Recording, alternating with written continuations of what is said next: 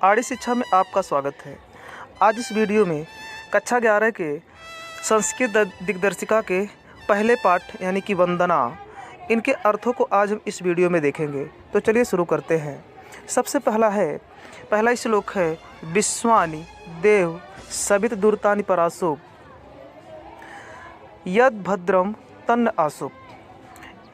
इसमें देखते हैं विश्वानि का मतलब होता है समस्त, विश्वान का मतलब समस्त, देव का मतलब होता है देवता, और सवित दुर्तानि में दो शब्द है, सवित और दुर्तानि। सवित का मतलब होता है सूर्य, दुर्तान का मतलब होता है पाप, परासुप का मतलब होता है दूर करना। परासुप का अर्थ होता है दूर करना। यद माने जो, भद्रम माने कल्याणकारी, तन्न माने वह सब, आसुप मतलब प्रदान कीजिए। एक बार फिर से देख लेते हैं। विश्वान का मतलब समस्त, देव माने देवता, सवित माने सूर्य, दुर्तान माने पाप, परासुप माने दूर कीजिए, यद माने जो कुछ, भद्रम माने कल्याणकारी, तन्न माने वह सब, आसुप माने प्रदान करना यानी प्रदान कीजिए। अब इसका अर्थ देख लेते हैं। हे सूर्यदेव, यहाँ से अर्थ लगाएंगे, हे सूर्यदेव आप मेरे समस्त पापों को दूर कर दीजिए। यानी कि इसमें सूर्यदेव की वंदना की गई है। कहा जा रहा है कि हे सूर्यदेव आप हमारे समस्त पापों को दूर कर दीजिए और जो कुछ भी कल्याणकारी हो वह सब हमें प्रदान कीजिए। जो कुछ भी कल्याणकारी हो वह सब हमें प्रदान कीजिए। एक बार फिर से देख लेते हैं। हे सूर्यदेव आप मेरे समस्त पापों को दूर कीजिए। हे सूर्यदेव आप मेरे समस्त पापों को दूर कर दीजिए और जो कुछ भी कल्याणकारी हो वह सब हमें प्रदान कीजिए। जो कुछ भी कल्याणकारी हो वह सब हमें प्रदान कीजिए। इसके बाद देख लेते हैं अगला श्लोक। ईशावास्यमिदं सर्वमयत् किच जगत्याम जगत तेन तक्तेन वज्जिथा माँ घृतः कस्य धनम। पहले एक एक मीनिंग को देख लेते हैं। ईशावास्यमिदं यानी कि ईश्वर से व्याप्त, इदम माने यह है। ईशा माने ईश्वर, वास्यम माने व्याप्त, इदम माने यह है, सर्वम माने सब, यत माने की, किच्च माने जो कुछ, जगत्याम माने अखिल ब्रह्मांड, जगत माने संसार। और अगली लाइन का देखते हैं। तेन तक्तेन भुज्जिथा, तेन माने उसका, तक्तेन माने त्यागपूर्वक, भुज्जिथा माने भोग करना चाहिए, माँ माने नहीं, गृथः माने लोभ, कस्विद यानी किसका हुआ, धनम अर्थात धन। अब इसके अर्थों को देख लेते हैं। ईशावास्यमिदं यानी कि ईश्वर से व्याप्त है, सर्वम माने सब, यत किच यानी कि जो कुछ भी, जगत्याम यानी जगत यानी कि ब्रह्मांड, जगत माने संसार। इसका अर्थ हम पीछे से लगाते हैं। यह संसार यानी कि अखिल ब्रह्मांड, यह संसार और अखिल ब्रह्मांड, जो कुछ भी है वह सब, जो कुछ भी है वह सब ईश्वर से व्याप्त है। इसका अर्थ पीछे से लगाएंगे तो अति उत्तम होगा। संसार यहाँ तक कि पूरा ब्रह्मांड, जो कुछ भी है वह सब ईश्वर से व्याप्त है। फिर से देख लेते हैं। यह संसार और ब्रह्मांड जो कुछ भी है वह सब ईश्वर से व्याप्त है। तेन तक्तेन भुज्जिथा इसलिए उसका त्याग पूर्वक भोग करना चाहिए। ये इतने का अर्थ हो जाता है।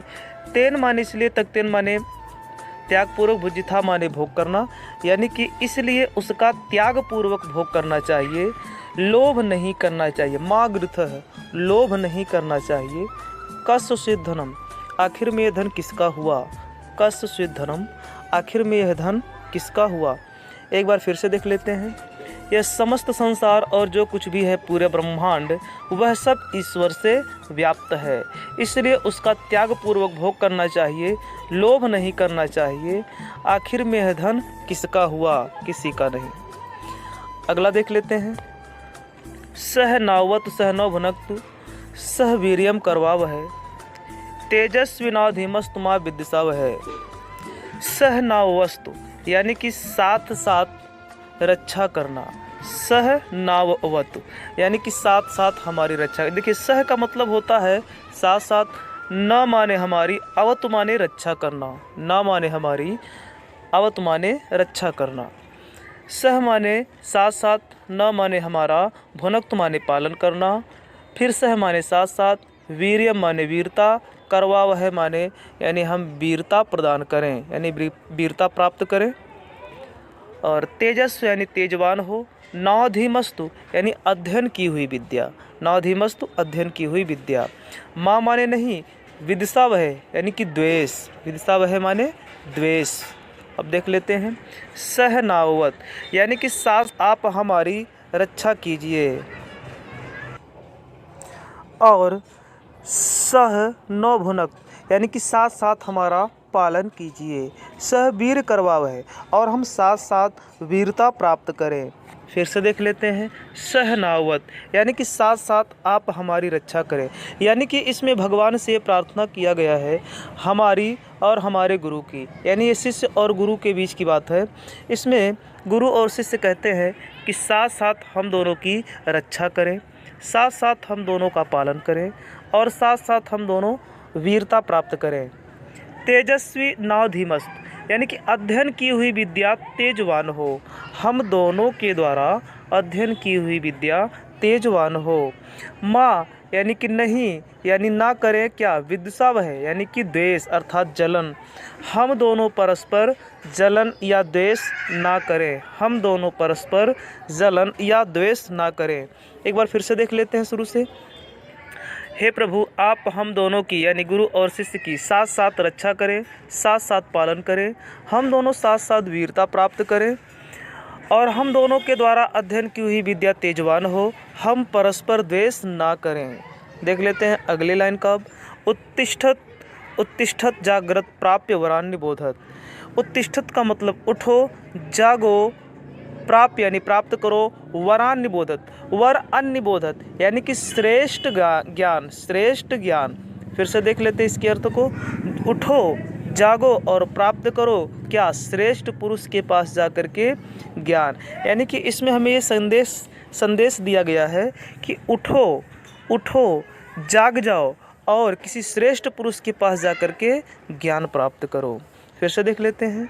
उठो, जागो और श्रेष्ठ पुरुष के पास जाकर के प्राप्त करो क्या, ज्ञान, बोध, बोध हमारे ज्ञान।